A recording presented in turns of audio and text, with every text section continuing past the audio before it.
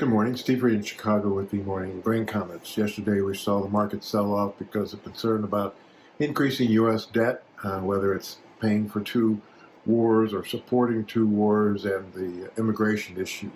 Today the grains are higher, led by soybeans. January beans up 18 cents, meal's up $10, oil's about unchanged to a little bit higher. Corn's up 3 cents, while wheat's up anywhere from 7 to 8 cents. Stocks are mixed. The dollar's a little bit higher, crude's lower, and now below $77 a barrel. In the grains, I think it has to do with two things. Number one, the South American Brazil weather pattern remains stagnant. Too much rain in the southern Brazil, and there is very little rain in central and north Brazil.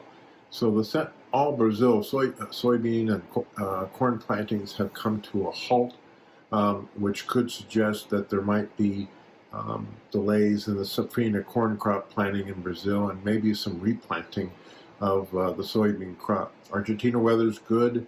It was interesting that Paraguay yesterday saw temperatures anywhere from 100 to 115 degrees.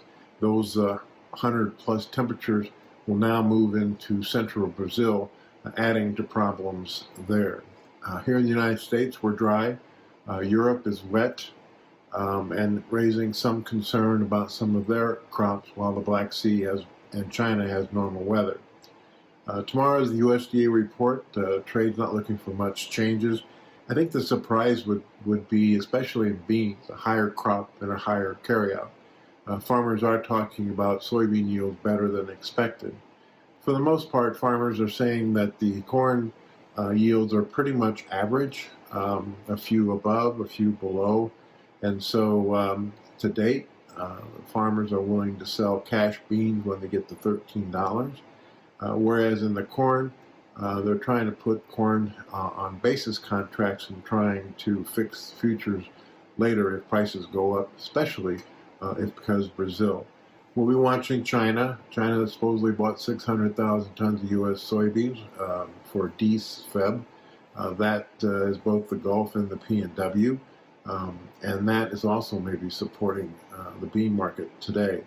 We'll have to watch and see if China can get corn from Ukraine, or if they have to come in and buy U.S.